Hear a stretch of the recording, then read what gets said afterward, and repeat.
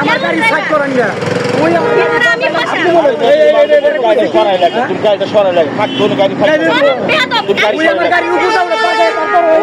তোমার গাড়ি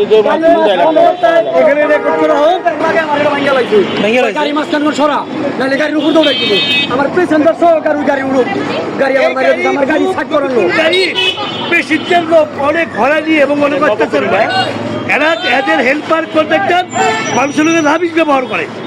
আপনি বলেন একটা হেল্পার কি দায়িত্বটা কি ভাই? আপনি লাত্তিটা সরাই দিন সামনে গাড়ি আছে আপনি লাত্তিটা সরাই দিন হেল্পার কোনো গুরুত্ব নিয়ে গাড়ি চালায় না, ড্রাইভারও কোনো গুরুত্ব নিয়ে গাড়ি চালায় না। এরা চোখ থাকতে অন্ধ হয়ে গাড়ি চালায়।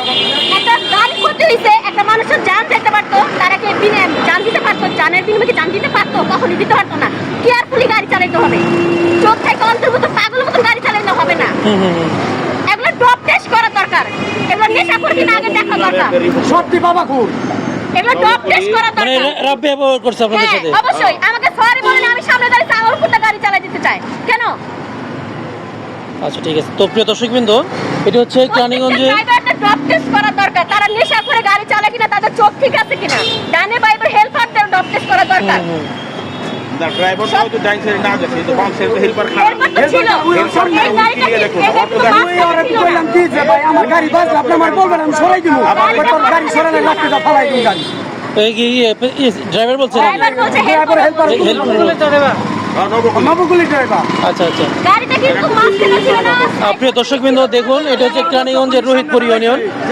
আমার সরি বলে দিতে ও বলে কি যে হেল্পার উঠতে বলতেছে লাত্তি দিয়ে মুছে সরে গেল দিকা লাত্তিটা রুটে ফালাই দিব গাড়ি দোষ করার পরে কেন এরকম করব? সে বলতে পারতো ভাই আমার ভুল হয়ে গেছে। প্রিয় দর্শকবৃন্দ, এই কেরানীগঞ্জের বুকের উপর দিয়ে এই নবগলি গাড়িগুলো চলে এবং তার নামও দেয় যে কেরানীগঞ্জ পরিবহন। কিন্তু এতে কিন্তু কেরানীগঞ্জবাসী যেমন সুবিধা পাচ্ছে না, তো তার মধ্যে তাদের ব্যবহারগুলো আপনারা একটু দেখুন এবং উচ্চ মহলের দৃষ্টি আকর্ষণ করছি। ধন্যবাদ, আসসালামু আলাইকুম।